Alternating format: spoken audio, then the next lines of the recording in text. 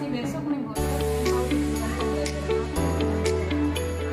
Jadi kebetulan besok saya ini mata pelajarannya kan matematika tentang waktu.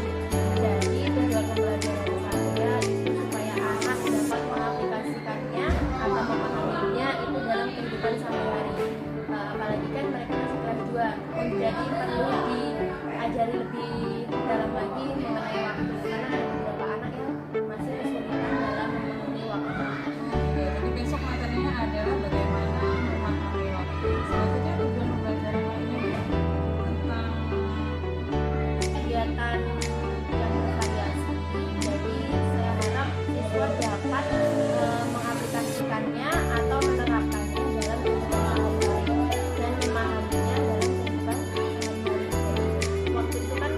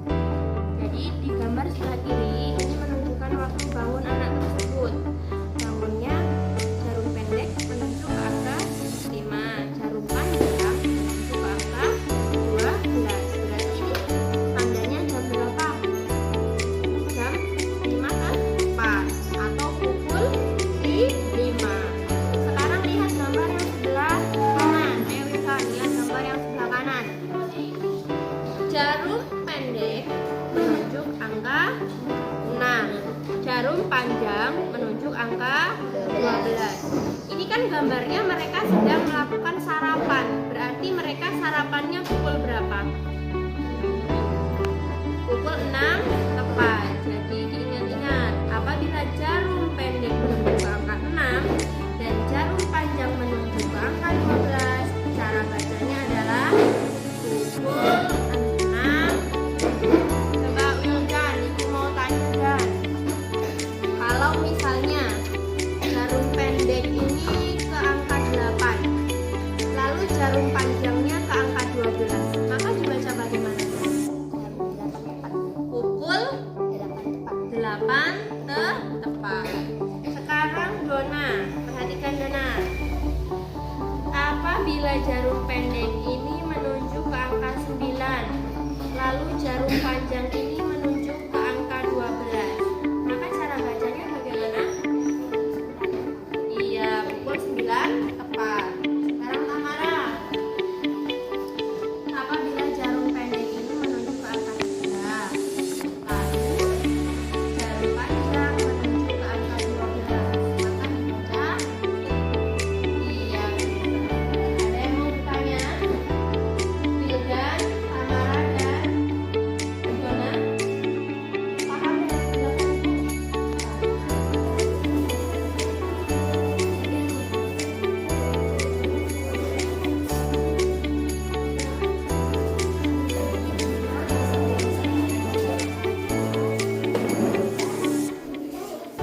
Yang tidak dapat nanti ada tugas tersendiri. Iya, iya. Yang tidak dapat nanti ada tugas tersendiri. Jangan khawatir.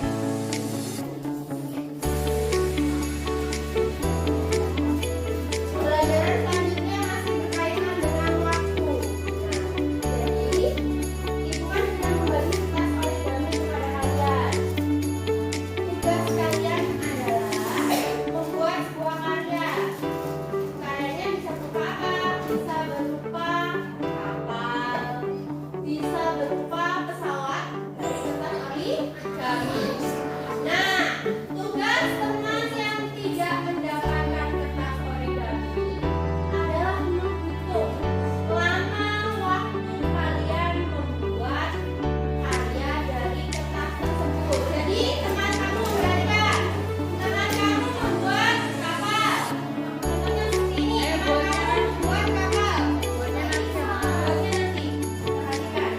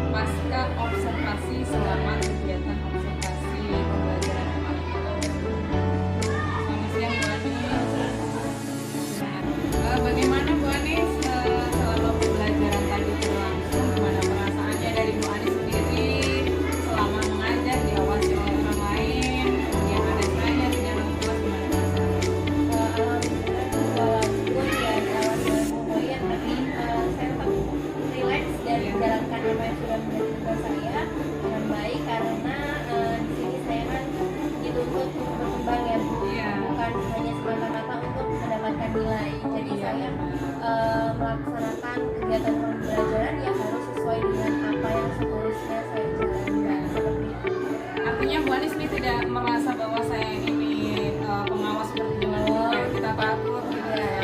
Alhamdulillah artinya saya melakukan seperti ini bisa membuat Bu Anis ini merasa menjadi lebih santai, tidak merasa diawasi, dan saya harapkan Bu Anis ini bisa berkembang. Nah, selanjutnya selama pembelajaran Ibu kira-kira yang sudah berjalan baik apa aja? Dalam kegiatan pembelajaran alhamdulillah sudah cukup berjalan baik, baik dalam prosesnya ataupun dalam penugasannya alhamdulillah sudah berjalan dengan baik, dan apa yang saya berikan juga alhamdulillah sudah diterima juga dengan baik walaupun belum sepenuhnya oleh anak-anak. Kira-kira kalau yang tadi yang Bu Anis sampaikan adalah hal yang sudah berjalan baik. Kira-kira ada masalah atau kendala nggak Bu yang perlu diperbaiki? Masalah dan kendala tetap ada.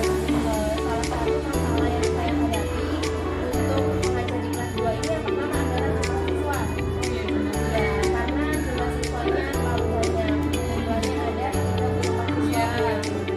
Lalu yang kedua, mengkondisikan siswa tersebut ya, karena terlalu banyak otomatis kurang kondusif. Contohnya saja ketika saya sedang menjelaskan kepada teman yang lain, maka kelompok lain ribut seperti itu. Nah selanjutnya ya Bu, kalau tadi yang Ibu sampaikan sebelumnya adalah tentang masalah yang dihadapi ketika di kelas. Masalahnya sesuatu hal yang berkaitan dengan jumlah siswa, kemudian bagaimana mengatur. Jadi selama pembelajaran berlangsung nih ya, tentunya Bu Anis kan ada orang lain nih di kelas, ada saya. Bu Anis biar bisa konsentrasi atau bisa menghadirkan kesadaran penuh seperti apa? Untuk mengembalikan konsentrasi baik konsentrasi saya maupun konsentrasi anak-anak. Saya biasanya mengajar mereka untuk ada tepuk semangat, ada tepuk konsentrasi, dan tepuk yang secara tidak langsung mereka tepuk, saya ikutan bertepuk. Nah itu kembali membuat saya berkonsentrasi lagi. Oh ya, tadi saya sudah melihat bahwa Bu Anis mengajak anak ya untuk bermain, yaitu melalui tepuk tangan. Yang dengan adanya tepuk tangan, Bu Anis bisa kembali konsentrasi dan anak-anak bisa kembali fokus ke pelajaran. Nah kira-kira tadi kan ada beberapa kendala nih Bu yang harus diperbaiki. Kira-kira untuk depannya Bu Anis akan melakukan apa nih? Perbaikan atau untuk meningkatkan? Iya, untuk perbaikan kalau dari diri saya sendiri pastinya saya akan terus menggali dan terus belajar ya. Dan untuk kendala-kendala yang lainnya mungkin saya akan membicarakan kepada kepala sekolah untuk siswa seperti bagaimana ke depan baiknya, lalu berkomunikasi dengan teman sejawat itu pasti akan mendapatkan untuk menjadi solusi nantinya bagaimana supaya kegiatan pembelajaran ini dapat berjalan dengan lebih baik lagi. Jadi apa yang sudah disampaikan Bu Anis merencanakan untuk mengkomunikasikannya dengan kepala sekolah ya, akan mencari referensi dari teman sejawat. Nah selanjutnya Bu, kalau untuk hal pembelajaran yang saya lihat selama di kelas, Bu Anis memang sudah melaksanakan bervariasi pembelajarannya. Dari sumber belajar, Bu Anis menyediakan video, kemudian menjelaskan melalui alat peraga, dan anak-anak membaca LKS. Artinya di situ Bu Anis sudah melakukan diferensiasi konten ya. Kemudian yang kedua, Bu Anis melakukan anak-anak diminta untuk saling berpasangan ya. Tadi saya lihat yang satunya menghitung waktu, yang satunya membuat tugas sesuai yang mereka inginkan. Selanjutnya untuk penugasan, tadi saya memperhatikan anak-anak diminta untuk membuat bentuk jam sesuai yang mereka inginkan, kaitannya dengan kegiatan mereka di rumah ya. Artinya Bu Anis sudah menerapkan pembelajaran yang berpusat kepada murid. Artinya tidak seluruhnya harus diatur oleh guru. Saya kira sudah berjalan dengan baik.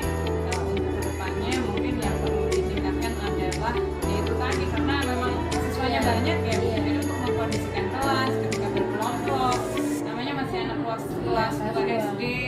Saya sendiri kan pernah masuk kelas Bu Anis dan memang rasanya untuk mengkondisikan kelas itu memang satu PR yang besar. Saya kira untuk pasca observasi cukup dan Bu Anis sudah melaksanakan pembelajaran dengan baik. Yang perlu kita tingkatkan nih dari saya sebagai guru agama dan Bu Anis mengajar matematika dan tema, bagaimana mengkondisikan kelas dengan jumlah siswa yang banyak, itu menjadi PR kita ke depan. Mungkin besok kita